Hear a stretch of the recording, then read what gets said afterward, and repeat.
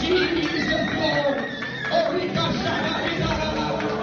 Rika Shaka, Rika Raka. Rika Shaka, Rika Raka. Amen, amen.